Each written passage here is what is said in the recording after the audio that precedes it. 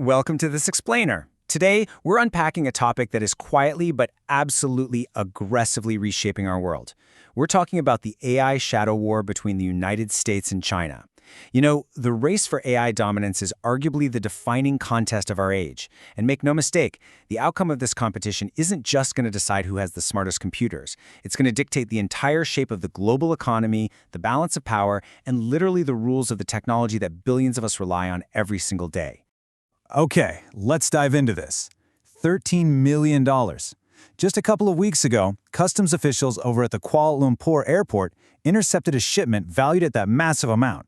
But here's the thing, this wasn't a giant pallet of cash, and it certainly wasn't gold. It was actually 72 servers absolutely packed with highly advanced AI chips, and they were deliberately mislabeled as just, ordinary computer parts, seized while en route to what authorities believe was China. This covert, micro-level hardware smuggling operation, it's really just the tip of the iceberg. It exposes a massive, shadowy economic battle happening right beneath the surface of global trade. It shows us just how desperate this race for computational power has actually become.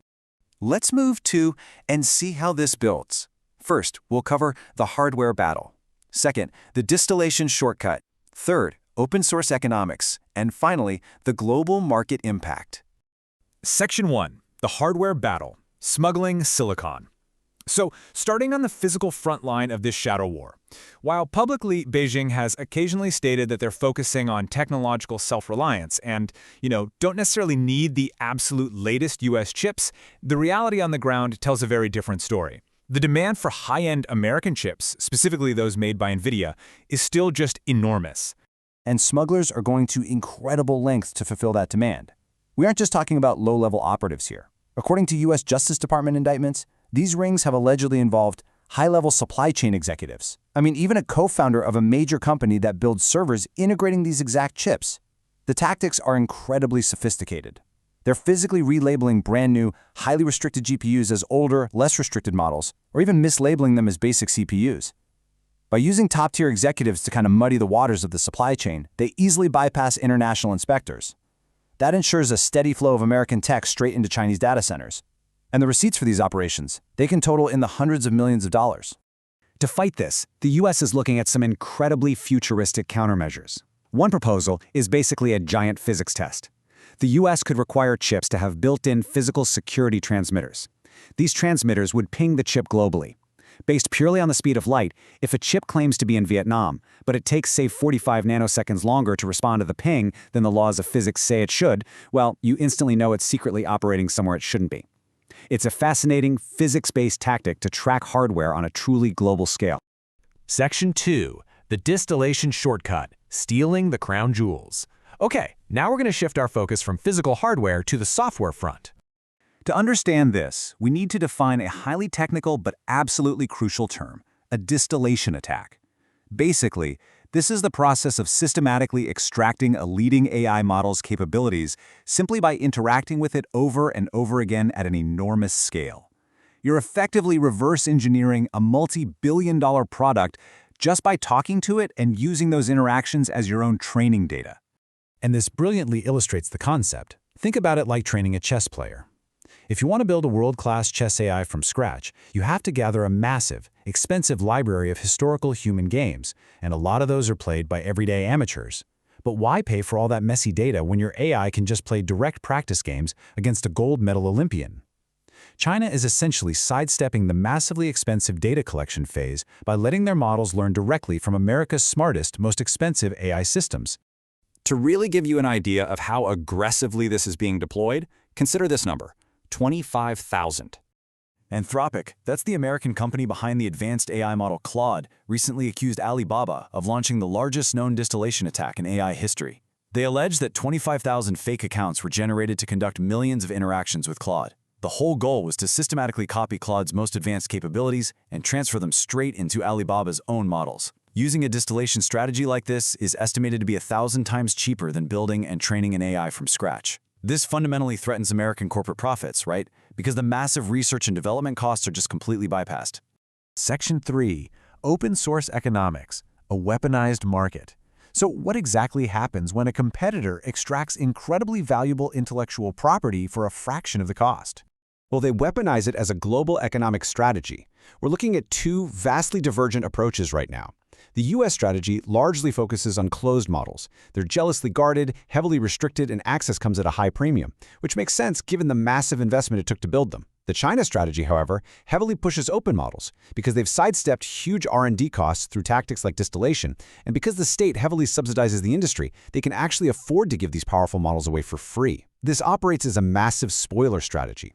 The goal isn't necessarily to make a fortune directly off the AI model, it's to prevent U.S. monopolies and severely hurt the ability of American companies to monetize their heavily guarded products.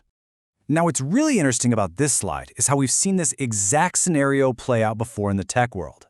Think about the smartphone market. Apple only captures about 15 to 20% of global smartphone revenue, yet they managed to capture a staggering 60 to 70% of global smartphone profit. The US AI industry is betting on a very similar path. They don't necessarily need to provide the free, basic model that everyone uses for simple tasks. They want to provide the premium, highly secure model that lucrative enterprise customers are willing to pay top dollar for. Which leads to a massive question for the global economy. Will the U.S. successfully corner the mission-critical enterprise market, things like heavy-duty software development and corporate infrastructure, while China just floods the cheaper, free consumer tier? Because the ultimate winner of this economic war isn't necessarily whoever builds the smartest AI model in a vacuum, it's who successfully captures the paying customers. Section 4. Global Market Impact. Path Dependency. Let's zoom out to the macroeconomic view. How is this technological war actually rolling out across the globe today, while China is aggressively exporting its technology to create what experts call technological path dependency in emerging markets? Think about it. If you build your entire digital infrastructure on a specific tech stack, you become completely dependent on it. We're seeing this directly through the Belt and Road tech integration. We see it in Venezuela, where their 4G network and cloud computing are heavily provided by Chinese firms. We're seeing it actively disrupt Western Europe's electric vehicle market, particularly in Germany. And we're seeing heavily state-subsidized dirt-cheap AI being pushed all across the global south. Once a near monopoly is established in these emerging markets, it becomes highly profitable long-term. But it's not just about global dominance. There is a severe domestic imperative behind this push too. Shrinking demographics in China demand rapid AI integration.